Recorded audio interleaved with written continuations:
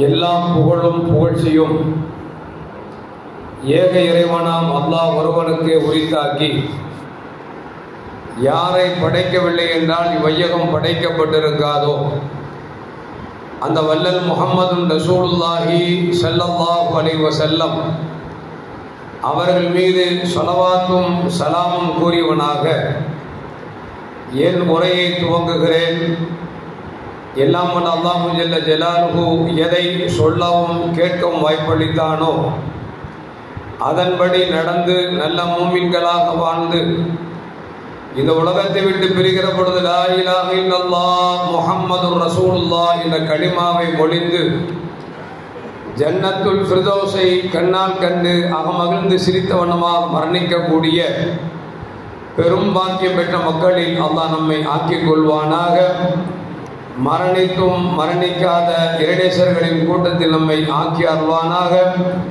நாளை மறுமையிலே மாணவி ஸல்லல்லாஹு அலைஹி வஸல்லம் அவர்களின் திருக்கரங்களால் ஹவுதுல் கௌசர் என்கிற தடாகத்தில் நீர்வருகி அன்னாரின் ஷஃபாத்தை பெற்று அன்னாரின் கரம் பிடித்து ஜன்னத்துல் ஃபிர்தௌஸ் என்ற உயர்ந்த சொர்க்கத்தில் அவர்களின் பணியாளர்களாக அல்லாஹ் நம்மை அங்கீகரித்துக் கொள்வானாக. எல்லாவற்றுக்கும் மேலாக இறை அன்பை பெற்று இறைவனை பார்த்து பரவசம் அடையக்கூடிய அவனுடைய லிக்காவையும் ரிதாவையும் பெற்ற மக்களில் அல்லாஹ் நம்மை ஆக்கிக் கொள்வானாக. அருமையான முஃமின்களே, வழிமார்கள் என்று பெயர் கேட்டாலே பலருக்கும் மாறுகள் வலிக்கக்கூடிய நேரத்தில் தொன்றுதட்டு நபிகள் நாயகம் ஸல்லல்லாஹு அலைஹி வஸல்லம் அவர்கள் பிறந்த மாதத்தில் 12 நாட்கள் அவர்களின் வாழ்க்கை வரலாறை சொல்லவும் கேட்கவும், அதுபோன்று ரபியுல் ஆகிரில் 11 நாட்கள் வழிமார்களுடைய வாழ்வை சொல்லவும் கேட்கவும் இந்த நிர்வாகம் ஏற்பாடு செய்கிறது என்று சொன்னால் உண்மையில் பாக்கியம் பெற்ற நிர்வாகம் என்பது மட்டுமல்ல, ஒரு பள்ளி சுன்னத்துல் ஜமாத்தா இல்லையா என்பது ஒரு இமாமை பொறுத்துத்தான் இருக்கிறது. அந்த அடிப்படையில் பார்க்கிற பொழுது இந்த பள்ளிவாசலுக்கு கிடைக்கப்பட்டிருக்கிற இமாம்கள் முக்கா இல்லை, பக்கா சுன்னத் ஜமாத் என்பதால் அந்த நிகழ்வை நடத்துகிறார்கள் என்று சொன்னால் அவர்களும் இந்த மஹல்லாவை சார்ந்தவர்களும் பெரும் பாக்கியம் பெற்றவர்கள் என்பது எந்த மாற்று கருத்தும் அல்ல. எல்லாம் வல்ல அல்லாஹு ஜல்ல ஜலாலுஹு இறைநேசர்களை பற்றி பேசுவதன் மூலியமாக அல்லாஹ் இறைநேசர்களுடைய சொஹபத்துகளை நம் அனைவர்களுக்கும் வழங்கி வருவானாக. அல்லாஹு ஜல்ல ஜலாலுஹு நம்மையும் அவனுக்கு பிடித்தமான இறைநேசர்களாக அல்லாஹ் அங்கீகரித்துக் கொள்வானாக. அருமையான முஃமின்களே, எனக்கு கொடுக்கப்பட்ட தலைப்பு இறைநேசர்களின் தொடர்பும் அதன் அவசியமும் என்கிற மகுடத்தை இமாம் அவர்கள் வழங்கியிருக்கிறார்கள். அந்த தலைப்பில் பேசுவதற்கு முன்பாக நுபுவத் விலாயத் என்றால் என்ன என்பதை நாம் விளங்க வேண்டும். உலகத்தில் 1,24,000 நபிமார்களுக்கு மேல் இந்த தீர்க்க தரிசிகளாக அனுப்பப்பட்டிருக்கிறார்கள். நுபுவத் என்பது இறைவனால் தேர்ந்தெடுக்கப்பட்டு கிடைக்கப்பெறக்கூடிய ஒரு அந்தஸ்து தான் நுபுவத் என்பது. இது யாரும் தன்னை வணக்கத்தால் ஈடுபடுத்தி அல்லது தங்களுடைய செல்வத்தை முழுதும் செலவழித்து நுபுவத் என்கிற அந்த மகத்துவத்தை பெற முடியாது.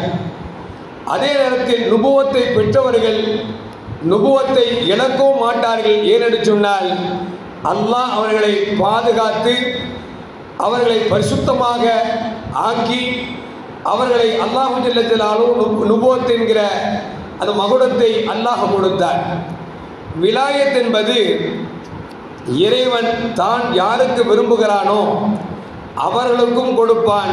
அதே நேரத்தில் மக்கள் தங்கள் வணக்க வழிபாடுகளால் இறைவனத்தில் பெற முடியும் என்பது மட்டுமல்ல, எப்பொழுது விலாயத்தை பெற்று வழி தவறுகிறார்களோ அப்பொழுது அது விலாயத் பறிக்கவும் படப்படும் என்பதையும் நாம் விளங்க வேண்டும். நுபுவத் என்பது இறைவனால் யாருக்கு தேர்ந்தெடுத்து கொடுத்தானோ அவர்களுக்கு மட்டும் கிடைக்கப்பெறக்கூடியதற்கு பெயர் நுபுவத், நபித்துவம் என்பது. அது யாராலும் எக்காரணத்தை கொண்டும் தட்டி பறிக்க முடியாது. ஆனால் விலாயத் என்பது இறைவன் விரும்பியும் கொடுப்பான். நாம் வணக்க வழிபாடுகள் மூலியமாக அதை இறைவனிடத்தில் கேட்டும் பெறலாம். நம்முடைய செயல்பாடு எப்பொழுது தவறிவிடுகிறதோ அப்பொழுது விலாயத் பறிக்கப்பட்டுவிடும் என்பதையும் நாம் மனதில் வைத்துக் கொள்ள வேண்டும். அருமையான மோமின்களே, அப்படி பார்க்கிற பொழுது வலிமார்களின் தலைவராக சுல்தானுல் ஆரிஃபீன் என்று சொல்லக்கூடிய கௌசுல் ஆலம் ரலியல்லாஹு தஆலா அவர்களுக்கு அல்லாஹு ஜல்ல ஜலாலுஹு விலாயத்தை கொடுத்தார். இந்த விலாயத்தின் மூலியமாக ஏன் நம்மோட தொடர்பு நமக்கு அவசியம், அதனால் நமக்கு என்ன பயன்கள் கிடைக்கும் என்பதை கொஞ்சம் நாம் சிந்தித்து பார்க்க வேண்டும். அருமையான மோமின்களே, அல்லாஹு ஜல்ல ஜலாலுஹு சொல்லி காட்டுகிறான், யா அய்யுஹல்லதீன ஆமனு தக்குல்லாஹ் வகூனு மஅஸ்ஸாதிகீன். ஈமான் கொண்ட விசுவாசிகளே, அல்லாஹ்வை பயந்து கொள்ளுங்கள். வகூனு மஅஸ்ஸாதிகீன், நீங்கள் உண்மையாளர்களோடு சேர்ந்து இருங்கள் என்று சொல்லி அல்லாஹு ஜல்ல ஜலாலுஹு இந்த உம்மத்தை பணிக்கிறான் என்று சொன்னால் சாதிகீன்கள் தான் அவர்கள் சாலிகீன்கள். சாலிகீன்கள் எல்லாம் சாதிகீன்களாக இருப்பார்கள் என்பதையும் அல்லாஹு ஜல்ல ஜலாலுஹு இந்த வசனத்தின் மூலியமாக நமக்கு சொல்லி காட்டுகிறான். அது மட்டுமல்ல, கண்மணி நாயகம் ஸல்லல்லாஹு அலைஹி வஸல்லம் அவர்கள் விலாயத்திற்கு வழிமாறலுக்கு அடையாளம் சொல்லுகிற பொழுது சொல்வார்கள், யாரை கண்டால் இறை சிந்தனை வருகிறதோ அவர்கள்தான் இறையேச செல்வர்கள் என்பதை அண்ணலம் பெருமானார் ஸல்லல்லாஹு அலைஹி வஸல்லம் அவர்கள் நமக்கு சொல்லித் தருகிறார்கள். இன்றைக்கு அது மட்டுமல்ல, இன்றைக்கு யாரை பார்த்தால் இறை சிந்தனை வருமோ அது போன்று சிலர்கள் இன்றைக்கு வேடதாரிகளும் கூட இருக்கிறார்கள். நாம் அவர்களை பற்றி குறை பேசுவதற்கு வரவில்லை. அப்படி வெறும் வேடம் மட்டும் இருக்கக்கூடாது, வாழ்க்கை எல்லாம் இருக்க வேண்டும் என்பதை நமக்கு நபிகள் நாயகம் ஸல்லல்லாஹு அலைஹி வஸல்லம் அவர்கள் நமக்கு சொல்லித் தருகிறார்கள். குல்லு மன் அத்தா அல்லாஹ் வ ரசூலா, யார் அல்லாஹ்வுக்கும் ரசூலுக்கும் கட்டுப்படுகிறார்களோ, அந்த கட்டுப்படுதலில் தொடர்ந்து இருக்கிறார்களோ, ஃபஹு மின் அவுலியாவுல்லாஹ், அவர்கள்தான் இறைநேச செல்வர்கள் என்பதை நபிகள் நாயகம் ஸல்லல்லாஹு அலைஹி வஸல்லம் நமக்கு சொல்லித் தருகிறார்கள்.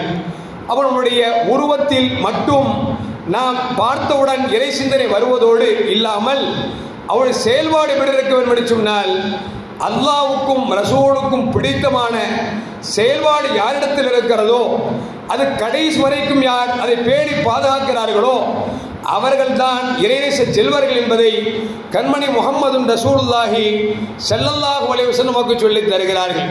அருமையான மக்களே, அப்படி இறைநேச செல்வர்களாக மாறிவிட்டால் அவர்களுக்கு கிடைக்கக்கூடிய வெகுமதி என்ன, அவர்களுக்கு கிடைக்கக்கூடிய இறைவன் தரப்பிலிருந்து என்ன அந்தஸ்து கிடைக்கிறது என்பதை அல்லாஹ் இன்னொரு வசனத்தில் சொல்லுவான். அலா இன்னா அவுலியா அல்லாஹி லா ஹவுஃபுன் அலைஹிம் வலா ஹும் யஹ்ஸனூன். அலா, அறிந்து கொள்ளுங்கள், இன்னா அவுலியா அல்லாஹ், நிச்சயமாக இறைவனுடைய இறைநேச செல்வர்கள் எதற்கும் பயப்பட மாட்டார்கள், எதை பற்றியும் கவலைப்பட மாட்டார்கள். இது அவர்களின் அடையாளம் என்பதை அல்லாஹு ஜல்ல ஜலாலுஹு சொல்லிவிட்டு சொல்கிறான். அப்படிப்பட்டவர்கள் யார் என்று சொன்னால், அல்லதீன ஆமனு, அவர் எப்படிப்பட்டவர் என்று சொன்னால், அல்லாஹ்வையும் அல்லாஹ்வின் தூதரையும் தூதர் ஸல்லல்லாஹு அலைஹி வஸல்லம் அவர்கள் யாரையெல்லாம் ஈமான் கொள்ள சொன்னார்களோ எல்லாவற்றையும் ஈமான் கொண்டிருக்கிறார்களே, அல்லாஹ்வை வாழ்க்கையில் அஞ்சுகிறார்களே, இவர்கள்தான் இறைநேச செல்வர்கள் என்பதை அல்லாஹு ஜல்ல ஜலாலுஹு சொல்லிவிட்டு தொடர்ந்து வசனத்தில் சொல்லுகிறான். லஹுமுல் புஷ்ரா ஃபில் ஹயாத்தித் துன்யா வ ஃபில் ஆகிரா, இந்த உலகத்திலும் மறு உலகத்திலும் அவர்களுக்கு சுப செய்தி உண்டு என்பதை அல்லாஹு ஜல்ல ஜலாலுஹு சொல்லி காட்டுகிறான் என்று சொன்னால், இறைவனுக்காக தங்கள் வாழ்க்கையை அர்ப்பணிப்பவர்களுக்கு இந்த உலகத்திலும் ஆகிரத்திலும் சுபசோபனம் இருக்கிறது என்பதை அல்லாஹ் சொல்லி காட்டுகிறான் என்று சொன்னால், வழிமாறலாக மாறினால் அவர்கள் உலகத்தில் எப்படிப்பட்டவருக்கும் பயப்பட மாட்டார்கள், எதை கண்டும் கவலையும் பட மாட்டார்கள். அவர்களுக்கு இந்த உலகத்திலும் ஆகிரத்திலும் சுப செய்தி இருக்கிறது என்பதை அல்லாஹு ஜல்ல ஜலாலுஹு அறுதியிட்டு உறுதி கூறுகிறான் என்று சொன்னால், அந்த விலாயத்து நமக்கு கிடைக்க வேண்டும் என்கிற ஆசை வர வேண்டும், முயற்சிக்க வேண்டும். அப்படி இல்லை என்று சொன்னால் நல்லவர்களோடு நம்முடைய சேர்க்கை ஆக்கிக் கொள்ள வேண்டும் என்பதை இந்த வசனம் நமக்கு சொல்லி காட்டுகிறார். அருமையான மக்களே, நாம் எல்லாம் சொல்லுவோம் அல்லவா, பூவோடு சேர்ந்து நாரும் மணக்கும் என்று சொல்வார்கள். பூவை கட்டுகிற நார் இருக்கிறதே, அது தண்ணீரில் முக்கி வைத்திருப்பார்கள். எடுத்து நுகர்ந்து பார்த்தோம் என்று சொன்னால் நமக்கே பிடிக்காத ஒரு அருவருப்பான ஒரு வாடையைத்தான் தரும். அது எப்பொழுது மலரை அது கட்டிக்கொள்கிறதோ அப்பொழுது அந்த மலரோடு சேர்ந்து நாரும் மணப்பது போன்று நாம் நல்லவர்களாக மாறுவதற்கு முயற்சிக்க வேண்டும், விலாயத் பெறுவதற்கு முயற்சிக்க வேண்டும். ஒருவேளை நமக்கு அந்த முயற்சி செய்தும் கிடைக்கவில்லை என்று சொன்னால் நல்லவர்களோடு சேருகிற பொழுது நமக்கு எப்படி பூ மணத்தை கொடுக்குகிற பொழுது நார் அதோடு சேருகிற பொழுது நாரும் மணக்கிறதோ அதுபோன்று வலிமார்களோடு சேருகிற பொழுது நாமும் மணப்போம் என்பதைத்தான் நமக்கு மேன்மக்கள் சொல்லித் தருவார்கள். அருமையான மக்களே, அபூதர் ரலியல்லாஹு அன்ஹு அறிவிக்கிறார்கள், நபிகள் நாயகம் ஸல்லல்லாஹு அலைஹி வஸல்லம் சொன்னார்கள், நல்லவர்களோடு சேரக்கூடிய சேர்க்கைக்கும் தீயவர்களோடு சேரக்கூடிய சேர்க்கைக்கும் பெருமானார் ஸல்லல்லாஹு அலைஹி அவர்கள் அழகான ஒரு உதாரணத்தை சொல்லி காட்டுகிறார்கள். நல்லவர்களோடு சேரக்கூடிய சேர்க்கை இருக்கிறதே, அது எப்படி என்று சொன்னால் ஒரு அத்தர் வியாபாரி அவரோடு சேர்ந்திருப்பதற்கு சமம் என்று சொன்னார்கள். எப்படி? நாம் எல்லாம் கண்கூடாக பார்த்திருக்கலாம். பள்ளிவாசல் அத்தர் விற்க வருவார். அத்தர் வியாபாரி பள்ளிவாசலுக்கு நினைச்சுவார் அப்படின்னா ஒரு விரிப்பை விரித்து அத்தர் வச்சிருப்பார். வர்றவங்க போறவங்க வாங்குறதுக்காக வாங்க வருகிற பொழுது வாங்குவதற்கு முன்னாலே அத்தர் வியாபாரி நினைச்சுவார் அப்படின்னா அத்தரை கழட்டி, பாய் இது நல்லா இருக்கான்னு தேய்ச்சி பாருங்கம்பார். பக்கத்தில் ஒரு சும்மா உட்கார்ந்துட்டு இருப்பார், அவருக்கும் கொடுப்பார், நீங்களும் தேய்ச்சி பாருங்க அப்படிம்பாங்க. அப்ப என்ன ஆகுது அப்படின்னா இவர் வாங்காவிட்டாலும் கூட வாங்க வருபவருக்கு கிடைக்கக்கூடிய அந்த வெகுமதி இவர் பக்கத்தில் அமர்ந்ததால் இவருக்கும் கிடைக்கிறது.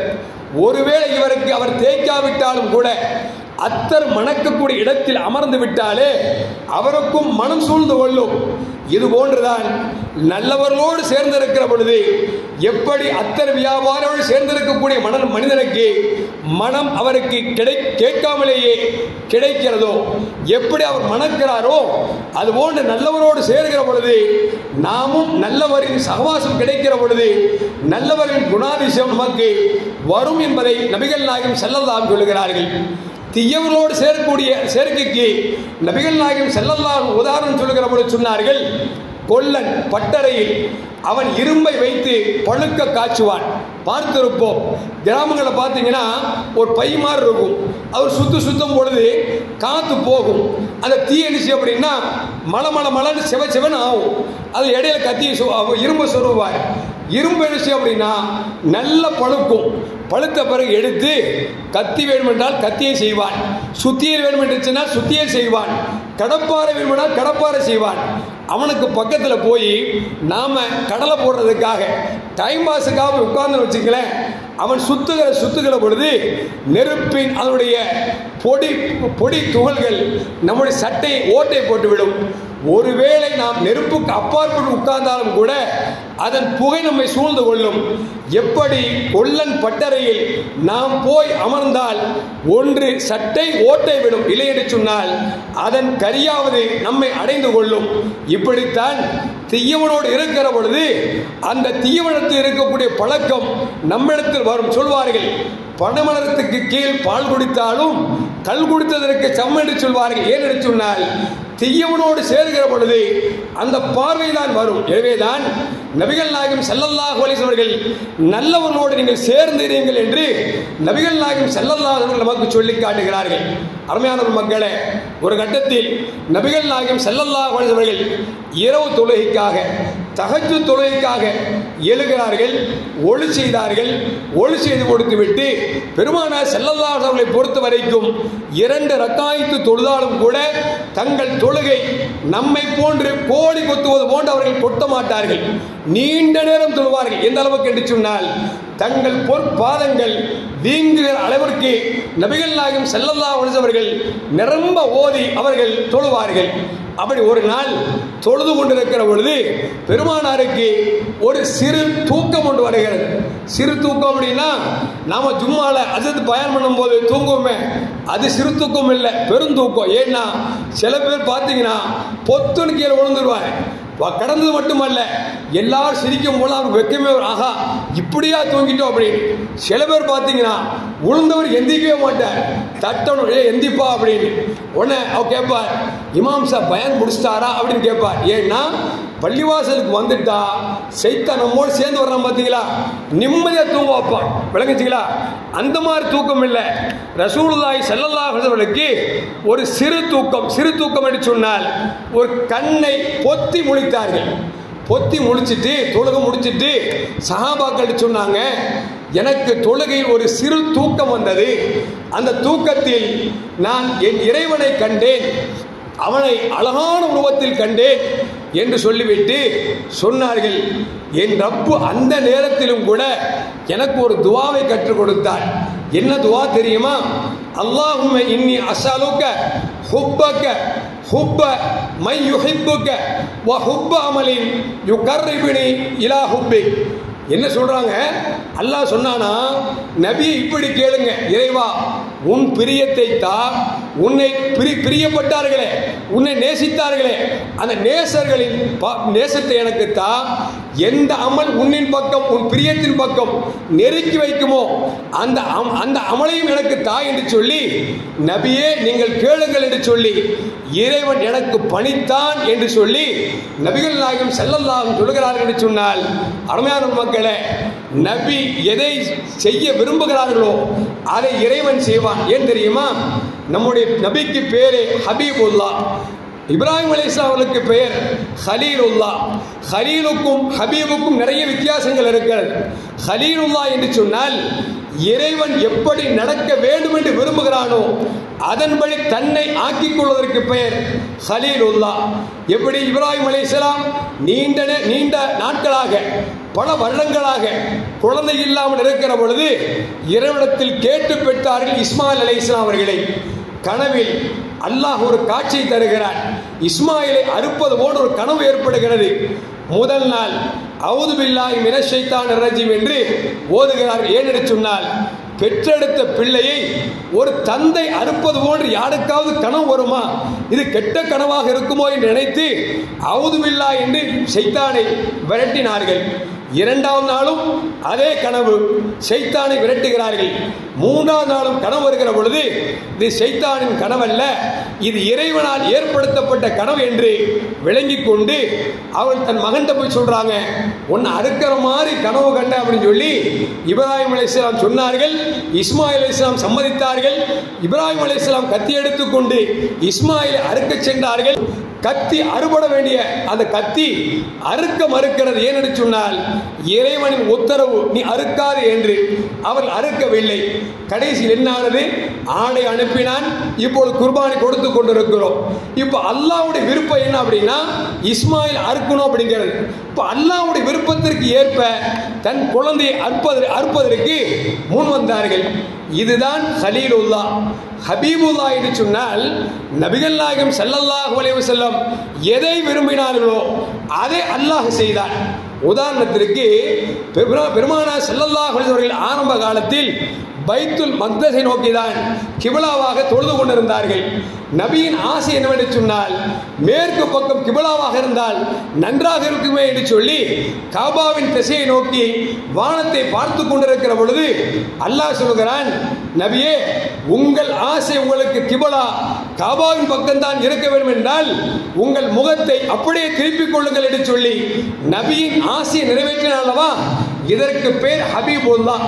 இப்போ ஹபீபுல்லாஹ் சிறந்தவரா ஹலீலுல்லாஹ் சிறந்தவரா என்று சொன்னால் இரண்டு பேரும் இறைவன் பார்வையில் சிறந்தவர்களாக இருந்தாலும் கூட ஹலீலுல்லாவை விட ஹபீபுல்லாஹ் தான் ஆகச் சிறந்தவர் என்பதை நமக்கு மேன்மக்கள் நமக்கு சொல்லி காட்டுகிறார்கள். அருமையான மக்களே, எதற்கு சொல்லவர்கள் என்று சொன்னால், அந்த நபிகள் நாயகம் ஸல்லல்லாஹு அலைஹி வஸல்லம் ஹபீபுல்லாவாக இருந்தாலும் கூட அவர்கள் தொழுகையில் சிறுதூக்கத்திலே இறைவன் அழகான ரூபத்தில் காட்சி அளித்து, நபியே இந்த துவாவை கேளுங்கள், அல்லாஹும்ம இன்னி அஸ்அலுக ஹுப்பக ஹுப்ப மன் யுஹிப்புக வஹுப்ப அமலின் யுகர்ரிபுனி இலா ஹுப்பி.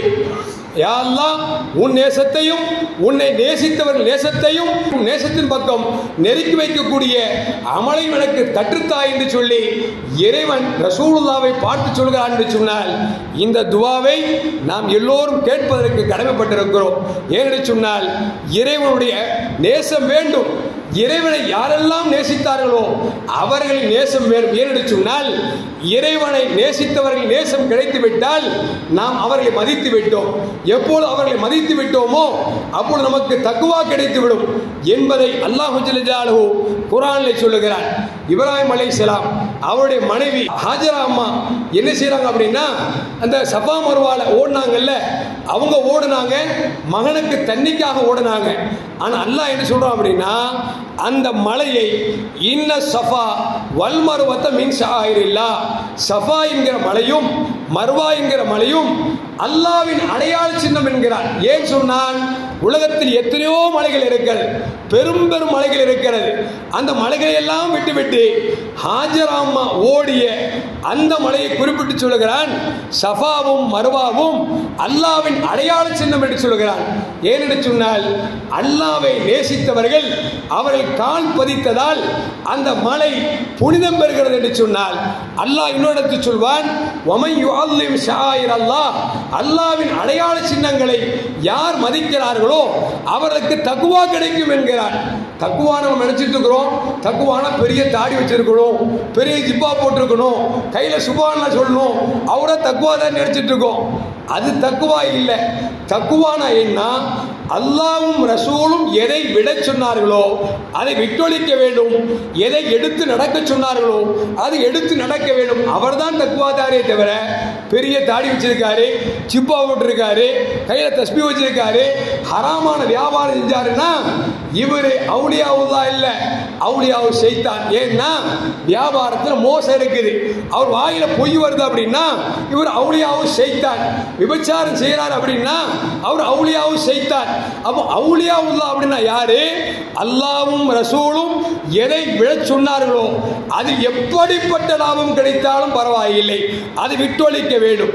அல்லாஹ்வும் ரசூலும் எதை எடுத்து நடக்க சொன்னார்களோ அதில் எப்படிப்பட்ட நஷ்டம் வந்தாலும் பரவாயில்லை, அல்லாஹ்வுக்காக அதை செய்வேன் என்று செய்கிறாரே இவர்தான் அவுலியாவுல்லா என்பதை நாம் விளங்கிக் கொள்ள வேண்டும். அருமையான மக்களே, எதற்கு சொல்வார்கள் என்று சொன்னால் அந்த ஹாஜரா அம்மா ஓடிய அந்த மலையை அல்லாஹ் சொல்கிறான், அது அல்லாஹ்வின் அடையாள சின்னம் என்கிறான். அந்த மலையை யார் மதிக்கிறார்களோ அவருக்கு தக்குவா கிடைக்கும் என்கிறான் என்று சொன்னால் நாம் நல்லோர்களை மதிப்பதால் நமக்கு என்ன கிடைக்கும்? தக்குவா கிடைக்கும். யாருக்கு தக்குவா இருக்கிறதோ அவர்கள் தான் அவுலியாவுல்லா என்பதை அல்லாஹ் குர்ஆனில் சொல்லி காட்டுகிறான் என்று சொன்னால் அருமையான மக்களே, நல்லோர்களை தேடுவது, அவர்களோடு சுஹபத் வைத்துக் கொள்வது ஒவ்வொரு மூமினுக்கும் கட்டாய கடமை என்பதை நமக்கு சொல்லித் தருகிறார்கள். கால இமாமு சலமி ரஹ்மத்துல்லாஹ் அவர்கள் சொல்லுகிறார்கள், வாஜிபுன் அலல் மூமின், ஒரு மூமினுக்கு கட்டாய கடமை என்னவென்று சொன்னால் ஐ யஜ்தஹித ஃபி முஆஷரத் அஹ்லுல் கைர், அந்நலவு உடையவர்களை, அதாவது இறைநேச செல்வர்களை தேடுவது, இறைவனிடத்தில் கேட்டு பெறுவது கட்டாய கடமை என்பதை நமக்கு இமாமு சலமி ரஹ்மத்துல்லாஹ் அவர்கள் நமக்கு சொல்லி காட்டுகிறார்கள். அது மட்டுமல்ல அருமையான மக்களே, நல்ல சீதேவிகள் கூட, இறைநேச செல்வர்கள் கூட அவர்கள் இறைவனிடத்தில் இறைநேச செல்வருடைய சொஹபத்தை தொடர்பை எங்களுக்கு தாய் என்று கேட்டிருக்கிறார்கள். ஹைசமா இப்னு அப்துர் ரஹ்மான் ரஹ்மத்துல்லாஹி அலைஹி மிகப்பெரிய இறைநேச செல்வர். அவங்க ஒரு நாள் தங்க சொந்த ஊர்ல இருந்து மதீனாவுக்கு வர்றாங்க. எங்க வர்றாங்க? மதீனாவுக்கு வர்றாங்க. வரும்பொழுது அல்லாஹ்விட துஆ செஞ்சாங்களா, அல்லாஹும்ம யஸ்ஸிர்லி ஜலீஸ சாலிஹன், யா அல்லாஹ் நல்லோரோடு இருக்கக்கூடிய அந்த சகவாசத்தை எனக்கு தாய் என்று இறைவனிடத்தில் கேட்டுக்கொண்டு என் ஊரிலிருந்து புறப்பட்டு வந்தேன். மதீனாவுக்கு வந்தால் மதீனத்துல் முனவ்வராவில் ஒரு வயதான பெரியவர் அங்கு இருக்கக்கூடிய மக்களுக்கு பாடம் நடத்தி கொண்டிருந்தார்கள். நான் கேட்டேன், இதோ இத்தனை மாணவர்களுக்கு பாடம் நடத்துகிறார்களே இவர்கள் யார் என்று கேட்டேன். அப்பொழுதுதான் சொல்லப்பட்டது இவர்கள் தான் அபூ ஹுரைரா ரலியல்லாஹு என்று சொல்லப்பட்டது. நான் மஜ்லிஸை பயன்படுத்தி கொண்டேன் என்று சொல்லி ஹைசமா இப்னு அப்துர் ரஹ்மான் ரஹ்மத்துல்லாஹி அலைஹி சொல்கிறார் என்று சொன்னால் அருமையான மக்களே, நன்மக்களே வழிமார்களே அல்லாஹ்விடத்தில் கேட்டதை சொன்னால் எங்கு சென்றாலும் எனக்கு சுகபத்திற்கு என் தொடர்புக்கு எனக்கு ஒரு நல்ல மனிதரை தாய் என்று கேட்டிருக்கிறார்கள் என்பதையும் வரலாறு நமக்கு சொல்லி காட்டுகிறது. இன்னும் சொல்ல போனால் அபூதர் ரலியல்லாஹு தஆலா சொல்லுவாங்க, அல் ஜலீசு சாலிஹ் கைரும் மினல் வஹதா. ஒரு மனிதன் தனித்திருப்பதை விட நல்லோரோடு சேர்ந்திருக்கிறாரே அதுதான் சிறந்தது என்பதை அபூதர் ரலியல்லாஹு தஆலா சொல்லுவாங்க. இன்னும் சொல்ல போன நம்ம பாஷையில் சொல்லுவாங்கல்ல, இறைவனை அடைய வேண்டுமா தனித்திரு விழித்திரு பசித்திரு என்று சொல்வார்கள். தனித்திருக்க வேண்டும், பசித்திருக்க வேண்டும், விழித்திருக்க வேண்டும். ஏனென்று சொன்னால் விழிப்பு என்பது பகலில் எப்போதும் விழித்துதான் இருப்போம், இரவில் விழித்திருக்க வேண்டும். நபிகள் நாயகம் ஸல்லல்லாஹு அலைஹி சொல்லுவாங்க, யார் இரவில் தூங்குகிறார்களோ அதிகமாக தூங்குகிறார்களோ அவர்கள் வறுமையில் இருப்பார்கள் என்று சொன்னார்கள். ஏனென்று சொன்னால் இரவின் ஒரு பகுதி இருக்கிறது, அந்த பகுதியில் இறைவன் முதல் வானத்திற்கு வருகிறான். அடியார்களே ஏதாவது வேண்டுமா கேளுங்கள் என்று இறைவனே முன் வந்து கேட்கிறான். அந்த நேரம் தான் தஹஜ்ஜுதுடைய நேரம். தஹஜ்ஜுதுடைய நேரத்தில் யார் உறங்குகிறார்களோ இறைவனை மறந்து அசந்து தூங்குகிறார்களோ நாளை மறுமையிலே வறுமையோடு எழுப்பப்படுவான், நன்மை இல்லாமல் எழுப்பப்படுவான் என்பதும் நபிகள் நாயகம் ஸல்லல்லாஹு அலைஹி வஸல்லம் சொல்லுகிறார் என்று சொன்னால், அப்படி தனித்திருப்பதை விட நல்லவர்களோடு சேர்ந்திருப்பது என்பது ஆகச் சிறந்தது என்பதை அபூதர் ரலியல்லாஹு தஆலா சொல்கிறார்கள்.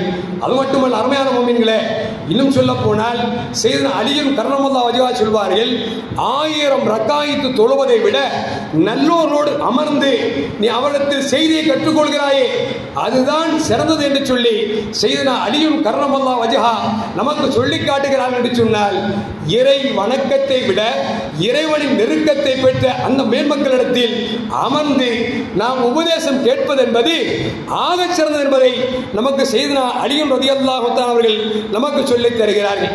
அது மட்டுமல்ல அருமையான முஃமின்களே, நல்லவர்களோடு சேர்கிற பொழுது நமக்கு என்ன பயன் என்று சொன்னால், தக்வா கிடைப்பது மட்டுமல்ல, எப்போது தக்வா கிடைத்து விடுகிறதோ உலகத்தின் ஆசை நம்மை விட்டு அகன்று விடும், ஆகரத்தின் ஆசை அதிகரித்து போய்விடும். ஒரு மூமின் என்று சொன்னால் அப்படித்தான் இருக்க வேண்டும். உலக ஆசை அற்றவராக ஆகரத்தின் ஆசை நிறைந்தவராக இருப்பவர் தான் மூமின். இந்த குணம் வர வேண்டும் என்று சொன்னால் அவர் என்ன செய்யணும் அப்படின்னா, அவர் நல்லவரோடு சேர்ந்து இருக்க வேண்டும்.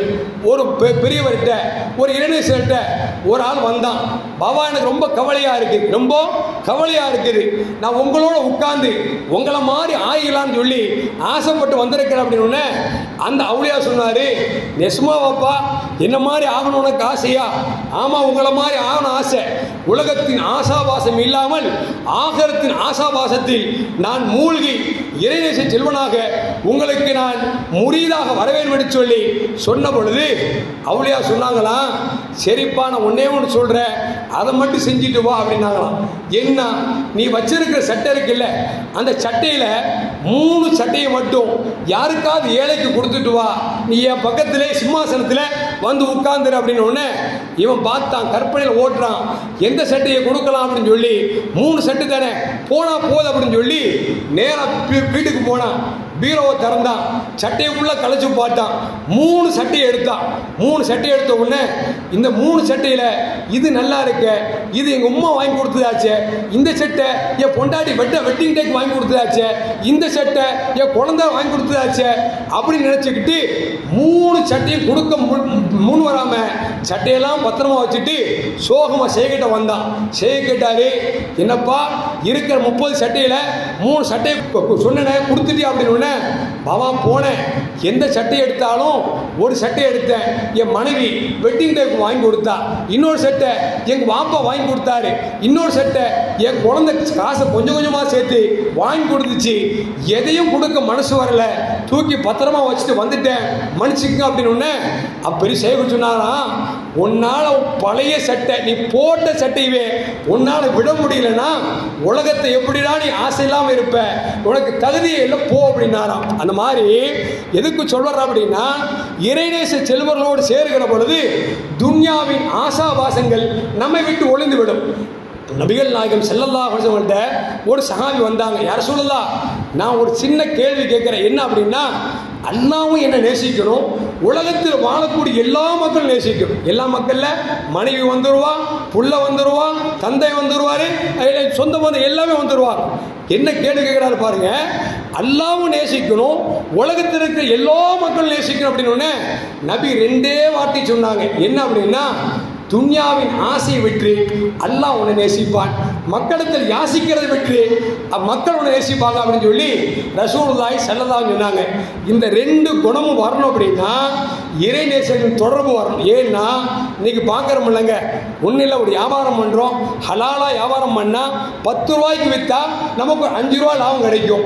உதாரணத்துக்கு சாதாரண நிஜாம் பார்க்கறதுக்குல 2 ரூபா பார்க்குவாங்க, விற்றோம்னா நமக்கு அது 1 ரூபா கிடைக்கும். அப்படின்னா ஆன்ஸ் விற்றா நமக்கு 10 ரூபாய்க்கு 5 ரூபாய்க்கு வாங்கினா 5 ரூபாய்க்கு எக்ஸ்ட்ரா விற்கிறாங்கன்னா மக்கள் எதை தேர்ந்தெடுக்கிறாங்க? இன்னைக்கு நிஜாம் பார்க்க விற்கிறாங்க, உள்ளுக்குள்ள வச்சு தெரியாம எடுக்கிறான். பார்த்தா தாடி வச்சிருக்கிறான், எல்லாம் வச்சிருக்கிறான், ஆனா அடிச்சுக்கிறான் உள்ளுக்குள்ள எது ஹராமோ அத்தனை மாடி. இன்னும் சொல்ல போனா பேப்பர்ல வர செய்தியில பாருங்களேன், என்ன ஆபாச படமா இருந்தாலும் சரி, திருடா இருந்தாலும் சரி, எந்த குற்றச்செயலா இருந்தாலும் பாருங்க, 4 பேர்ல 5ஆவது ஆள் நம்மாளா இருப்பான். 4 பேர்ல 5ஆவது ஆள் நம்மாளா இருப்பான். அவன் என்ன செய்வான்னா 5 பேர் நம்மால நினைச்சுவான், முதலாளா போடுவான். ஏன்னா அவன் அப்படித்தான், அவன் அப்படித்தான். விளங்குறீங்களா? எதுக்கு சொல்ல வர்ற அப்படின்னா, நம்ம முஸ்லீமே வியாபாரத்தில் கொஞ்சம் லாபம் கம்மியாக கிடைக்குது, ஹராமான வியாபாரத்தில் லாபம் அதிகம் கிடைக்குன்னா நம்மால் சொல்றான் அதுவே பெஸ்ட். ஏங்க ஹராம் அல்லவா, இது சட்டத்திற்கும் முரணானது அல்லவா, ஏங்க அப்படி செய்றீங்க அப்படின்னா நமக்கே விளக்கு தர்ற. ஹஜ்ரத், நீங்க பயான் பண்றதுலாம் சரி, நீங்க தொழுவுறீங்க, ஏன் ஹராமான வேலை செய்றீங்க கேட்குறீங்களே, வியாபாரம் வேறு வணக்கம் வேறு. வியாபாரத்தையும் வணக்கத்தையும் கலக்காது. யாரு?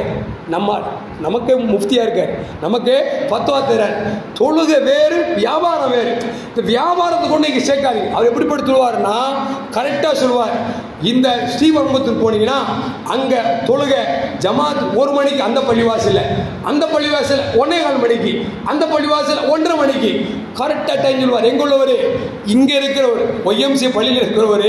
சும்மா உதாரணம் சொல்கிறேன், ஒய்எம்சி பள்ளியில் இருக்கிறவர் ஸ்ரீபெரும்புத்தூர் பள்ளிவாசலில் 4 பள்ளிவாசல் இருக்கு. ஒரு பள்ளிவாசல் 1 மணிக்கு, இன்னொரு பள்ளிவாசல் 1:10க்கு, இன்னொரு பள்ளிவாசல் 1:15க்கு, இன்னொரு பள்ளிவாசல் 1:30 மணிக்கு தொழுகை கரெக்டாக சொல்றார்.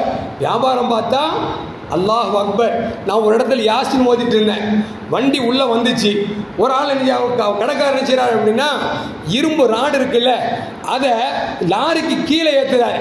நான் யாசின் நிப்பாட்டி கேட்டேன், ஆஜியார் எல்லாரும் லாரிக்கு மேலே தானே இரும்பு ஏற்றுவாங்க, நீங்கள் கீழே ஏற்றுறீங்க அப்படின்னு. அவர் சொன்னார், வந்த வேலையை பார்க்குறீங்களா ஆஜினார். இல்லைங்க, தெரியாமல் கேட்குறாங்க, லாரி மேலே தானே டப்பா மாதிரி இருக்கு, மேலே ஏற்றுவாங்களே, நீங்கள் என்ன கீழே ஏற்றுறீங்க? அப்போ சொன்னார், யாசின் முடிங்க, ட்ரிக்ஸ் சொல்லித்தரேன். அது பேர் என்னங்க? ட்ரிக்ஸ் சொல்லித்தரேன். என்ன அப்படின்னா, என் லாரி வேமண்டுக்கு போச்சு அப்படின்னா அந்த கம்பெனிக்காரன் வருவான், அந்த கம்பெனிக்காரன் எடையை போட்டு வாங்கிட்டு போவானா, என் லாரி 10 டன் வச்சுக்கலேன், நான் இந்த வேமண்ட் லாரிக்கு கீழே ஒரு 5 டன் ராடை ஏற்றுறேன் அப்படின்னா அது 15 டன் ஆயிரும். எடை போடும் பொழுது 15 டன் காமிக்கும். அந்த கடைக்காரன் பில்லை வாங்கிட்டு அவன் ஆபீஸ் போயிடுவான். நான் போற வழியில இந்த ராடை ஒரு லாரியில் ஏற்றி நான் கம்பெனிக்கு அனுப்பிடுவேன். என் எம்டி வேணும் எங்க போகல, கம்பெனிக்குள்ள போகும். என் எம்டி எவ்வளவு? 10 தான். ஆனா இங்க பார்த்தா இடையில எவ்வளவு இருக்கு? 15 இருக்கு. இப்ப 5 கழட்டிட்டுனா உள்ள ஏற்றும் பொழுது 10 டனுக்கு மேல 15 டன் ஏற்றிடுவேன். எவ்வளவு லாபம் ஆச்சு? 5 டன் லாபம். இது வியாபாரத்தை ட்ரிக்ஸ் அஜர்த்து. யாருக்கு? அஜரத்துக்கே சொல்றாரு அவர். அப்புறம் இனி யாசினே கூப்பிடல, ஏன்னா இந்த ஆள்கிட்ட சொன்னா எங்கேயா போய் சொல்லிடுவான் போல தெரியுது அப்படின்னு சொல்லிட்டு யாசினே விட்டுட்டாரு. நானும் உன் கடையில் யாசின் வர விட நான் சும்மா இருந்தேன்லான்னு சொல்லி நான் சும்மா இருந்துட்டேன். எதுக்கு சொல்ல வர்றேன் அப்படின்னா, இப்போ துன்யாவின் ஆசை விடணும் அப்படின்னா இங்க ரசூலுல்லாஹ் சொல்றாங்க, அல்லாஹ் உன்னை நேசிக்கணும் அப்படின்னா துன்யாவின் ஆசையை விட்டு மக்கள் உன்னை நேசிக்கணும்னா மக்கள்கிட்ட யாசிக்காதன்னாங்க. உண்மையில் அப்படித்தானே? ஒரு ஆஜியாரை பார்க்குறேன், ஆஜியார் அஸ்ஸலாமு அலைக்கும், நல்லா இருக்கீங்களா ஆஜியார்? வலைக்கும் சலாம், நல்லா இருக்குங்களா ஹஜ்ரத் அப்படின்பா. ஒன்றும் இல்லை, ஸ்கூல் படிப்பு செலவுக்காக பிள்ளைக்கு ஃபீஸ் கட்ட முடியல, கொஞ்சம் கடனோ உடனோ அப்படி கொஞ்சம் கொடுத்தீங்கன்னா நல்லா இருக்குமே அப்படி நினைச்சுவாரு. அஜரத்து கெஞ்சுவார், இந்த அஜரத்து கெஞ்ச மாட்டார், அது வேற பிரச்சனை. சுன்னத் ஜமாத்தோட ஆஜிமாருங்க கெஞ்ச மாட்டாங்க. ஏன்னா ரசூலுல்லாஹ் சொல்றாங்க, என்னைக்கு பிறர்கிட்ட கை நீட்டுறியோ அல்லாஹ் வறுமையின் வாசலை திறந்து விடுவான்னு சொல்லிட்டாங்க. அந்த ஹதீஸ் கேட்டதிலிருந்து நம்ம யார்கிட்டையும் கேட்கறதே இல்லை. ஏன்னா கேட்டாலும் கடைக்கு போறதும் இல்லை. எதுக்கு சொல்ல வரேன்னா, அப்படி கேட்டாருன்னு வைங்களேன், அவர் என்ன செய்வார், ஹஸ்ரத் என்ன இப்போ போய் கேட்டீங்க, ஒரு 2 நாளைக்கு கூட வந்துடக்கூடாதா? அந்த அஜரத் இப்போதான் வாங்கிட்டு போனார். அஜரத் கொடுக்க மனசு இல்லை, கொடுக்க மனசு இல்லை. அவர் நினைச்சுவாரு 2 நாளைக்கு முன்னே வந்திருக்கலாம்ல அப்படின்பார்.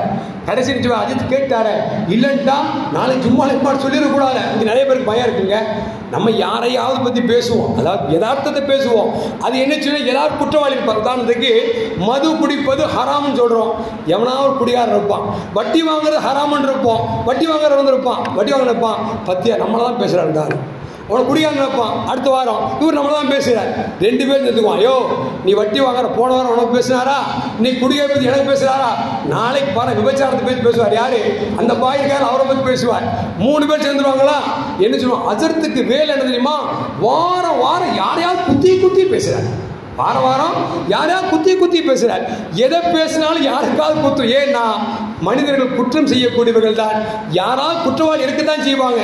நம்ம தன்னை திருத்திக்கணுமே தவிர இல்லை சும்மா போகணுமே தவிர அதை வச்சு அஜர்த்துடைய அந்த பணியை தூக்கலான்னு திட்டம் போட்டோம் அப்படின்னா நம்மளுடைய திட்டத்தை விட அல்லாஹ்வுடைய திட்டம் மோசமான திட்டம். நம்ம பணியை விட்டு தான் தூக்குவோம். அல்லாஹ் நம்ம உலகத்தை விட்டு தூக்கிட்டா பெரிய சிரமம் போய். எதுக்கு சொல்ல வரோம் அப்படின்னா, ரசூலுல்லாஹ் சொன்னாங்கல்ல, மக்கள்கிட்ட யாசிக்காதீங்கன்னா, மக்கள்கிட்ட யாசிக்காதீங்க. ஏன்னா மனிதனை பொறுத்த வரைக்கும் ஒரு தடவை கேட்போம், நிரம்ப கேட்டால் கொஞ்சமாவது கொடுப்பார். 2வது கேட்டுன்னு வச்சுங்களேன், என்ன வச்சுன்னு இருப்பார். 3வது அஸ்ஸலாமு அலைக்கும் வச்சுங்களேன், அவருக்கு அதில் காதை கேட்காது. அஜர் சலாம்னா காது கேட்காத மாதிரி போவார். ஏன்னா அஜர் சலாம் சொல்றாரா, இருவர் கூப்பிட்டு கேட்டுவார் போல தெரியுது அப்படிங்கிற அளவுக்கு காது கேட்காத அளவுக்கு போயிடுவாங்க.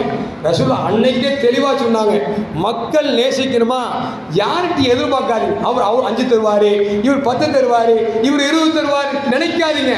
ரப்பு கொடுக்கிறவன் இருக்கிறான், அவன்கிட்ட கேளுங்க. அவன் மூலியமா அல்லாஹ் நீ யார் எந்த ஹாஜியார்ட்ட எதிர்பார்க்கிறியோ அந்த ஹாஜியார் மனசுல போடுவான். புள்ள இன்னைக்கு வெளியே போன இடத்துல சைக்கிளில் விழுந்துருச்சு, பைக்கில் விழுந்துருச்சு, அஜர்த்துக்கு போய் ஒரு 50 ரூபா கொடுப்போன்னு நினைச்சுவாரு, அவருக்கா அல்லாஹ் சிந்தனை போடுவான். உங்களுக்கு அல்லாஹ் எல்லாத்தையும் காப்பாற்ற. எதுக்கு சொல்ல வரேன்னா, நம்முடைய கரம் என்றைக்குமே உயர்ந்த கரமாக இருக்க வேண்டும் என்று ரசூலுல்லாஹ் சொல்லியிருக்கிறாங்க. அல்லாஹ் ஜல்ல ஜலாலுஹு எல்லோரின் கரத்தையும் அப்படிப்பட்ட உயர்ந்த சிறந்த கரமாக அல்லாஹ் ஆக்கி அருள்வானாக.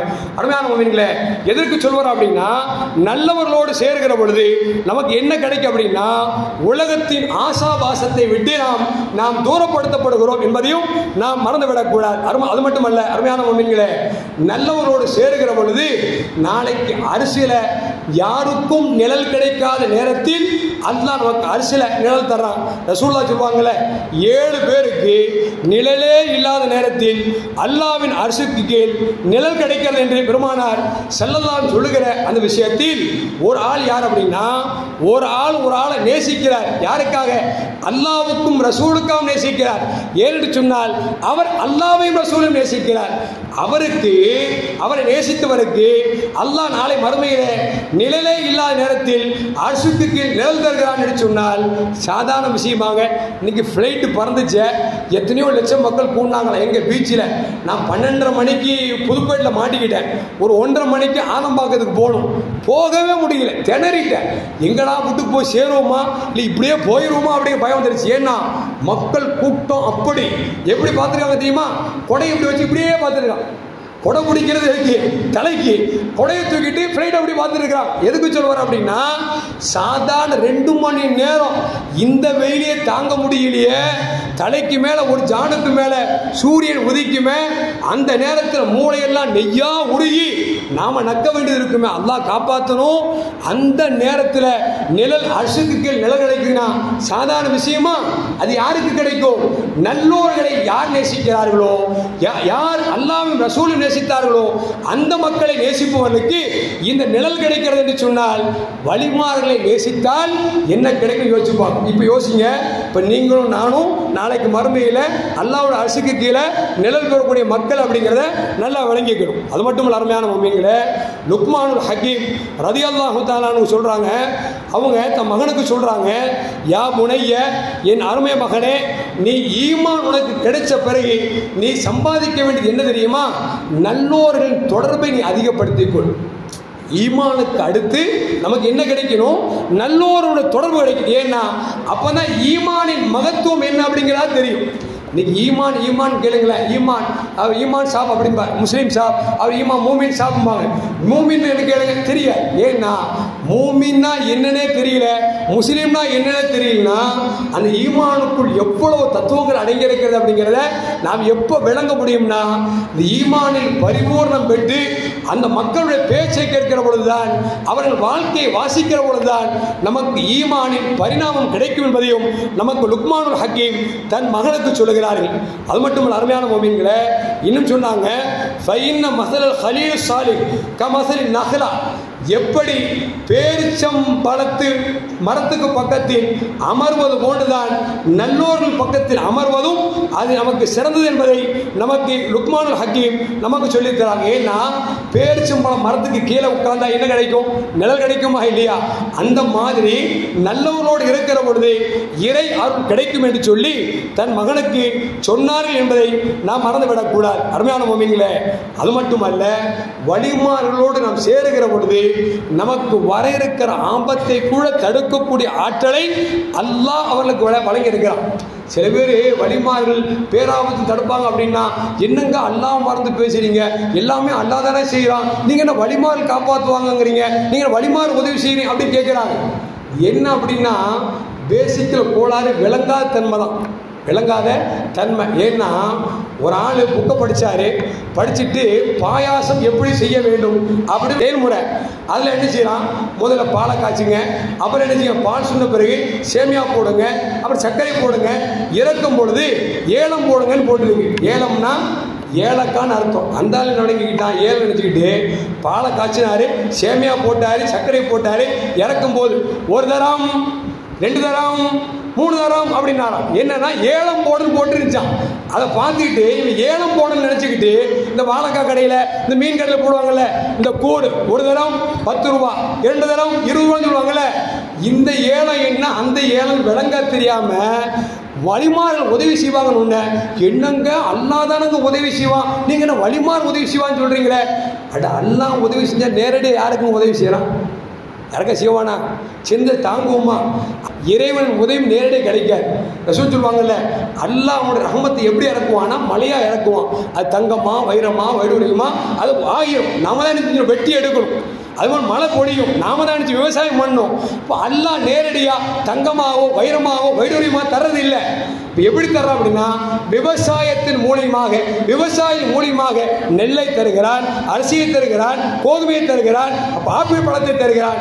எப்படி ஒரு விவசாயத்தின் மூலியமாக பூமியை விளைவித்து பழங்கள் கிடைக்கிறதோ, அதை கிடைப்பதற்கு காரணம் அல்லாஹ்வாக இருந்தாலும், கொடுப்பவன் அல்லாஹ்வாக இருந்தாலும், அதற்கு காரணமாக யாரை ஆக்கியிருக்கான் அப்படின்னா விவசாயத்தை ஆக்கியிருக்கான். அந்த மாதிரி வலிமார்கள் உதவி செய்வாங்க அப்படின்னா நாம் விளங்கக்கூடாது, அல்லாஹ்னால உதவி செய்ய முடியாதனால வலிமார் உதவி செய்யறாங்க அப்படி நினைச்சிடக்கூடாது. வலிமார் உதவி செஞ்சாலும் அல்லாஹ் தான் உதவி செய்ய வைக்கிறான் அப்படிங்கிறத நாம் விளங்கி கொண்டோம் அப்படின்னா நமக்கு பிரச்சனையே இல்லை என்பதை நாம் மறந்துவிடக்கூடாது.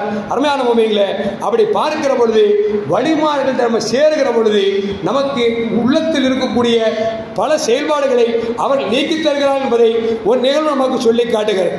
அருமையான மோமிகளே, உங்களுக்கெல்லாம் தெரியும் எந்த அளவுக்கு என்று சொன்னால், பெருமானார் ஸல்லல்லாஹு அலைஹி வஸல்லம் காலத்தில் இது போன்ற பல செய்திகள் நமக்கு கிடைத்திருக்கிறது. அப்படி பார்க்கிற பொழுது அருமையான மோமின்களே, முலஃபர் என்று சொல்லக்கூடிய ஒரு இறைநேச செல்வர் அவங்க என்ன செய்றாங்க அப்படின்னா, ஒரு நாள் வியாபாரத்துக்கு ஷாமுக்கு போகிறாங்க. போகின்ற பொழுது ஹம்மாத் அப்படின்னு சொல்லக்கூடிய ஒரு இளைஞர் செல்வரை சந்திச்சு, இந்த மாதிரி ஷாம் தேசத்திற்கு வியாபாரத்துக்கு போகிறேன், நீங்கள் துவா செய்யுங்க அப்படின்னு ஒன்று அவங்க சொன்னாங்க. ஷாம் தேசத்துக்கு வியாபாரத்துக்காக போகிற இடத்துல நீ மௌத்தா போயிடுவேன், கொண்டு போகிற செல்வத்தை திருடர்கள் அபகரிச்சிருவாங்க, உனக்கு கொலை செஞ்சிருவாங்க அப்படின்னு இவர் போவாரா? மனசு கேட்குமா? ஒன்றும் இல்லைங்க. இப்போ ஒரு திடீர் வாழ் வராரு, பள்ளிக்கு வெளியே யாரும் போகாதீங்க, 10 பேர் கத்தியோடு நிற்கிறான்னு சொன்னான்னு வச்சுங்களேன், என்ன போயிடுவோமா? யாரோ இன்னான்னு முதல்ல எட்டி பார்ப்போம், அப்புறம் நடக்கிறது உண்மையா பொய்யான்னு பார்ப்போம். ஏன்னா ஒரு உயிர் பயம் எல்லாத்துக்கு இருக்குமா இல்லையா? இப்போ முதல்ல சொல்கிறாங்க, அம்மா சொல்கிறாங்க, போகிற இடத்துல உங்களை வெட்டிடுவாங்கப்பா, கொண்டு போகிற பொருளையும் பிடிங்கிடுவாங்க அப்படின்னு பப்பருக்கு ரொம்ப பயம் வந்துருச்சு. கொஞ்சம் தூரம் அப்படி கவலையாக போயிட்டு இருக்கிறாங்க. கௌசுல் ஆலம் முஹியத்தீன் அப்துல் காதர் ஜீலானி வர்றாங்க. சோகத்தை பார்த்துட்டு கேட்டாங்க, முதல்வரே என்ன ரொம்ப கவலையாக இருக்கிற? ஒன்றுமில்லை, நான் ஒரு 70,000 தீனாரை கொண்டு சாம் தேசத்திற்கு ஒரு வியாபாரம் செஞ்சு ஒரு பெரும் கொள்முதலை கொண்டு வரலான்னு ஆசைப்பட்டு ஹம்மாத் ரலியல்லாஹு அன்ஹு போய் விடை வரலான்னு சொல்லி கேட்டால், போகாதப்பா உன்னை கொன்றுவாங்க, உன் காசை பிடிங்கிடுவாங்கன்ட்டாங்க. எனக்கு போக மனசு இல்லைங்கிற மட்டுமல்ல, கொஞ்சம் கொஞ்சமாக செத்துட்ருக்கேன், கொஞ்சம் கொஞ்சமாக செத்துட்ருக்கேன் அப்படின்னு ஒன்று கௌசலம் சொன்னாங்களா, நீ அதெல்லாம் கவலைப்படாத, போ சாஃபிர் கதுஹப் சாலிமன், நீ நல்ல விதத்தில் போவ, தர்ஜி கானிமன், நீ நிறைய செல்வத்தோடு திரும்பி வருவாய் என்று கௌசலம் ரலியல்லாஹு தஆலான்னு சொல்லிட்டாங்க. கௌசலம் சொல்லிட்டாங்க அப்படின்னு சொல்லிட்டு முதல்வர் நினைச்சாங்கன்னா சாம் தேசத்துக்கு 70,000 தீனார் சென்று வியாபாரம் செஞ்சு பன்மடங்கு லாபத்தோடு வருகிறார்கள். வருகிற பொழுது ஒரு இடத்துல லாப காசை எல்லாத்தையும் ஒரு இடத்துல வச்சுட்டு தூங்குறாங்க. தூங்குனா திடீர்னு கனவுல பார்த்தா நம்மோடு யாரெல்லாம் வியாபாரத்துக்கு வந்தாங்களோ அவங்களெல்லாம் கொல்லப்பட்டுட்டாங்க அப்படிங்கிற தகவல் வருது. அதில் ஒரே ஒரு ஆள் மட்டும் வந்து அந்த முதல்வருடைய கழுத்தில் கத்தி வச்சு கீச்சிட்டாரு, பக்குன்னு வச்சுட்டார். தூக்கத்தில் இப்படி நடக்குது. எழுந்து பார்த்தா கழுத்தில் அடுத்த அடையாளம் இருக்குது, கழுத்தில் அடுத்த அடையாளம் இருக்குது. சரி, நம்ம கூட வந்தாங்களா, அவங்களாம் உயிரோடு இருக்காங்களா இல்லையா, இது கனவா நிஜமானு தெரியல அப்படின்னு சொல்லிட்டு விசாரிச்சா எல்லா வியாபாரியும் கொண்டுட்டு அவங்கவுங்க பொருளை தூக்கிட்டு போயிட்டாங்க. இப்போ இவர் பொருளை வச்சுட்டு வந்தாரு, மறந்து வச்சுட்டு வந்தாரு. ஆகா, காசு வேற போச்சே, வச்ச இடத்துல இருக்கான்னு சொல்லி போய் பார்த்தா காசு அப்படியே இருக்கு. காசை எடுத்துக்கொண்டு நேராக ஊருக்கு வந்து ஹம்மாத் ரலியல்லாஹு போய் நடந்தே சொல்ல போகிறாங்க. ஹம்மாத் விளங்கிக்கிட்டாங்க, போனவர் மூத்தா போல திரும்ப வந்துட்டார், இப்போ ஏதோ நடந்திருக்குது அப்படின்னு தெரிஞ்சுக்கிட்டு, ஓன்ட்ட நீ யார் போயிட்டு திரும்ப வருவான்னு சொன்னாங்களோ அந்த கௌசுல் ஆலம்கிட்ட போய் முதல் நினைச்சு செய்தியை சொல்லு, அப்புறம் ஏண்டம்னு சொல்லுங்க அப்படின்னாங்களாம். இப்போ கௌசுல் ஆலம் ரலியல்லாஹு போனாங்க, செய்தியை சொன்னாங்க. கௌசுல் ரலியல்லாஹு துவா செஞ்சாங்கன்னு நம்ம முஹியத்தீன் மௌலிது கிதாபிலேயே அந்த செய்தியை பதிவு செஞ்சிருக்கிறாங்க. எதுக்கு சொல்ல வர்ற அப்படின்னா, நிஜத்தில் நடப்பதை கூட தங்கள் துவா பரக்கத்தால் அம்மாதான் சொல்றாங்க, இவர் பாதுகாப்பாக போயிட்டு செல்வத்தோடு திரும்பி வரணும்னு சொல்லி இறைவன்கிட்ட 17 தடவை மண்டாடினார்கள் கௌசுல் ரலியல்லாஹு தஆலா. அல்லாஹ் எரிஞ்சா அப்படின்னா கௌசுல் 17 தடவை கேட்ட துவாவை 70 தடவை அல்லாஹ் கபூல் செஞ்சானா. அப்படி கபூல் செஞ்சதுனால உண்மை எல்லோரும் கொல்லப்பட்டார்கள், இவர் மட்டும் தப்பித்தார் என்று சொன்னால் நல்லவர்களோடு சேருகிற பொழுது அல்லாஹ் நம்மை பாதுகாப்பான் என்பதையும் இந்த செய்தி நமக்கு சொல்லி காட்டுகிறது.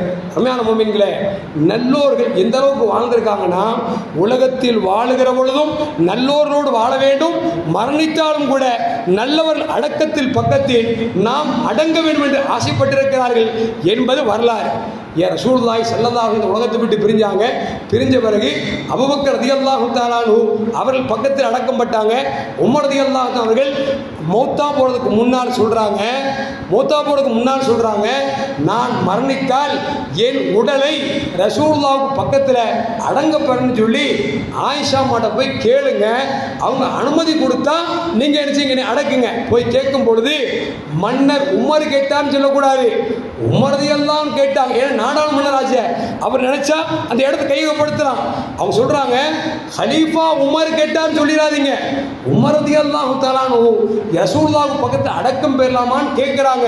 நீங்கள் அனுமதி கொடுத்தா உமர் ரலியல்லாஹு மௌத்தா போன பிறகு அடக்கலாம் என்று ஆசைப்படுகிறார்கள் என்று சொன்ன பொழுது ஆயிஷா அந்த வார்த்தையை கேட்டுட்டு சொன்னாங்க, இந்த அபூபக்கர் நாய் ரசூலுல்லாஹ்வுக்கு பக்கத்தில் நான் அடங்கிறதுக்காக ஒரே ஒரு இடம் இருக்குது, உமர் கத்தாப் கேட்டதுனால அந்த இடத்தை நான் விட்டுக் கொடுக்கிறேன் என்று சொல்லி உமர் ரலியல்லாஹு அவர்கள் விட்டுக் கொடுத்தார் என்பது வரலாறு. அருமையான மக்களே, எதற்கு சொல்லுவார்கள் என்று சொன்னால், வாழ்ந்தாலும் நபியோடு வாழ்வேன், மரணித்தாலும் நபிக்கு பக்கத்திலே நான் அடக்கப்பட வேண்டும் என்று சொல்லி ஆசைப்பட்டார் என்று சொன்னால், இது இவர்கள் ஆசை மட்டுமல்ல, மூசா அலைஹிஸ்ஸலாம் ஆசைப்பட்டாங்க. மூசா அலைஹிஸ்ஸலாம் ஒரு இடத்துல வாழ்ந்தாங்க. கடைசி எங்கே வர ஆசைப்படுறாங்க அப்படின்னா பைத்துல் மக்தஸ் வர்றதுக்கு ஆசைப்படுறாங்க. என்ன காரணம் அப்படின்னா வரலாற்றில் வருகிறது, பைத்துல் மக்தஸை அல்லாஹ் சொல்கிற பொழுது பாரக்னா ஹவ்லவுங்கிறான், அதை சுற்றி நாம் பரக்கத் செஞ்சிருக்கோம் அப்படிங்கிறான். ஏன்னா அங்கே அதிகமான நபிமார்கள் அடங்கப்பட்டிருக்கிறாங்க. அப்போ மூசா அல்லாஹ்ட கேட்டாங்களா, ரப்பே நான் பைத்துல் மக்தஸில் போய் அங்கே வாழ்ந்து அங்கேயே மரணிக்கலாம் என்று ஆசைப்படுகிறேன் என்று சொன்ன பொழுது அல்லாஹ் சொன்னானா, நீங்கள் அப்படி உங்களுக்கு அனுமதி வேணும்னா யூசுப் அலைஹிஸ்ஸலாமுடைய கபரு இந்த ஊரில் இருக்குது, அந்த ஒரு மௌத்தா போகும் பொழுது பைத்துல் மக்தஸில் அடங்கப்படணும்னு சொல்லி யூசுப் அலைஹிஸ்ஸலாம் ஆசைப்பட்டாங்க. எனவே அந்த உடலை எடுத்துக்கொண்டு பைத்துல் மக்தஸை அடக்குவீங்க அப்படின்னு சொன்னா நீங்க பைத்துல் மக்தஸுக்கு போகலாம் அப்படின்னு உடனே அல்லாஹ் சொன்னானா, அல்லாஹ் திருப்பி சொன்னானா, அப்படி யூசுப் அலைஹிஸ்ஸலாம் எங்க அடங்கப்பட்டிருக்காங்கிறது எனக்கு எப்படி தெரியும் அப்படின்னு மூசா அலைஹிஸ்ஸலாம் அல்லாஹ்ட்ட கேட்ட பொழுது அல்லாஹ் சொன்னானா, அந்த ஊர்ல ஒரு ஆள் இருக்கிறாங்க, அந்த அம்மாவுக்கு தெரியும், நீ விசாரிச்சு யாருன்னு கண்டுபிடிச்சிக்க அப்படின்னு மூசா தேடி போனாங்க. எல்லாத்தையும் கேட்டாங்க, யூசுப் அலைஹிஸ்ஸலாம் எங்க அடங்கப்பட்டிருக்காங்க தெரியுமான்னு கேட்ட உடனே அவங்க சொன்னாங்க யாருக்குமே தெரியல, ஒரே ஒரு அம்மாவுக்கு மட்டும் தெரியும், அந்த அம்மாவை போய் கேளுங்க அப்படின்னு மூசா அலைஹிஸ்ஸலாம் என்ன கபரை காமிக்க சொல்ல போறோம், அவ்வளவுதானே என்ன கேட்டுற போறாங்கன்னு சொல்லி அந்த வயசான அம்மாட்ட போய், அம்மா இந்த யூசுப் நபி வாழ்ந்தாங்களே மௌத்தாய் அடங்கப்பட்டிருக்காங்களே அந்த இடம் எதுன்னு சொன்னா அவங்க உடலை எடுத்துக்கொண்டு நான் பைத்துல் மக்தஸில் அடக்க சொல்லி அல்லாஹ் சொல்லியிருக்கிறான், கொஞ்சம் காமிச்சு கூட அப்படின்னு அந்த அம்மா சொல்லிச்சான், சும்மா சொல்லி கொடுத்துருவா உங்களுக்கு, சும்மா சொல்லி கொடுத்துருவா, எனக்கு நான் கேட்கிற தருவேன்னு சொன்னா நான் உங்களுக்கு சொல்லி தரேன். மூசா அலைஹிஸ்ஸலாம் பார்த்தாங்க, நான் கிஃப்ட் வேணுமா, என்ன கிஃப்ட் கேட்க போற, சரி கேளு, ஒன்றும் இல்லை, சொர்க்கத்தில் உங்களோட நான் இருக்கணும், சொர்க்கத்தில் மூசாவோடு நான் இருக்கணும், அதுக்கு நீ அல்லாஹ்ட்ட உத்தரவு வாங்கினீங்கன்னா நான் சொல்லித்தரேன். மூசா சொன்னாங்க, அப்படியெல்லாம் நான் உறுதி கொடுக்க முடியாது, ஏன்னா சொர்க்கம் நபிமார்களுக்கு வாஜிபாக இருந்தாலும் டக்கு நிச்சய மாட்டாங்க, உறுதி கொடுத்துட மாட்டாங்க, அதெல்லாம் முடியாது. அல்லாஹ்ட்ட சொன்னாங்க, யா அல்லாஹ் அந்த அம்மாட்ட போய் கபரை காமிமான்னு சொன்னா அந்த அம்மா சொல்லி சொர்க்கத்தில் என்னோட இருக்குன்னு சொல்லுது, நான் எப்படி வாக்கு கொடுப்பேன்? அல்லாஹ் சொன்னா காமிக்கணும்னா வாக்கு கொடுத்துட்டு அவன் சொல்லி கொடுத்துரு, ஆக்கி கொடுத்துரு. மூசா போனாங்க, ஏமா அல்லாஹ்ட்ட கேட்டுட்டேன், நாளைக்கு சொர்க்கத்தில் என்னோட இருக்கலாம், கபரை காமினோன்னு கபரை காமித்தார்கள். உடலை எடுத்துக்கொண்டு பைத்துல் மக்தஸில் கொண்டு அடக்கப்பட்டார்கள். மூசா அலைஹிஸ்ஸலாம் அங்கே வாழ்ந்து அங்கே மரணித்தார் என்பது வரலாறு என்று சொன்னால், அருமையான மக்களே, நபிமார்கள் அடக்க ஸ்தலத்துக்கு பக்கத்தில் அடங்க வேண்டும் ஆசைப்படுகிறார் என்று சொன்னால் நாமும் ஆசைப்படணும். யா அல்லாஹ் என் மௌத்தை மதீனாவில் வாங்கி, என் மௌத்தை மக்காவில் வாங்கி, இல்லை இந்த ஊர்லயே வாங்குறியா, உன் இறைநேச செல்வர் எங்கே அடங்கியிருக்கிறாரோ உனக்கு பிடித்தமான பக்கத்தில் என் ஜனாசாவை அடக்குவதற்கு தௌஃபீக் செய்யணும், துவா செய்யும். ஏன்னா நல்லோரோடு வாழுகிற காலத்திலும் சரி மறைகிற காலத்திலும் சரி நல்லோரோடு இருக்க வேண்டும் என்கிற ஆசையை நாம் சொல்ல வேண்டும் என்பதை நபிகள் நாயகம் ஸல்லல்லாஹு அலைஹி நிகழ்வு நமக்கு சொல்லி காட்டுகிறது. அருமையான மக்களே, அது மட்டுமல்ல, ஒரு தர்வேஷி அபாயிசில் பிஸ்தாமி அவங்கள்ட்ட வந்தார், வந்து சொன்னார், எனக்கு ஏதாவது கொஞ்சம் உபதேசம் செய்யுங்களா அப்படின்னாங்க. முதல்ல நீ வலிமார்களை நேசி, வலிமாருடைய நேசம் வந்துவிட்டது என்று சொன்னால் உனக்கு என்ன ஆகும் அப்படின்னா உன்னுடைய உள்ளத்தை இடைவிடக்கூடிய ஆற்றலை அல்லாஹ் உனக்கு தந்து விடுவான் என்று சொல்லி அந்த அபாயிசில் பிஸ்தாமி ரஹ்மத்துல்லாஹி அலைஹி சொன்னார்கள் என்பதை வரலாறு நமக்கு சொல்லி காட்டுகிறது என்று சொன்னால், அருமையான மக்களே, கொஞ்சம் யோசித்து பார்க்க வேண்டும். நல்லோர்களை நேசிப்பது என்பது அவர்கள் மூலமாக நமக்கு நிறைய பெரும் நன்மைகள் கிடைக்கும் என்பதை நமக்கு நபிகள் நாயகம் ஸல்லல்லாஹு அலைஹி நிகழ்வு நமக்கு சொல்லித்தது.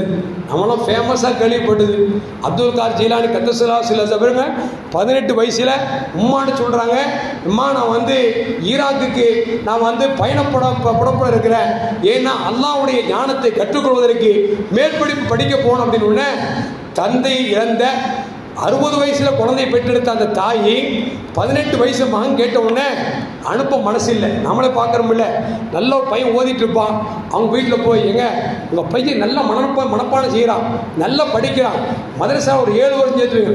மதரசாவுக்கா 7 வருஷமா? அவை இல்லாமல் நான் எப்படி இருப்பேன் சொல்கிறாங்க. பிள்ளையை சேர்க்கறது அது மட்டும் இல்லை, ஓதுனா என்ன கிடைக்கும்? இமாம சம்பளம் வந்தால் 15,000 ரூபா, 20,000 ரூபா, அதிகபட்சம் 30,000 ரூபா.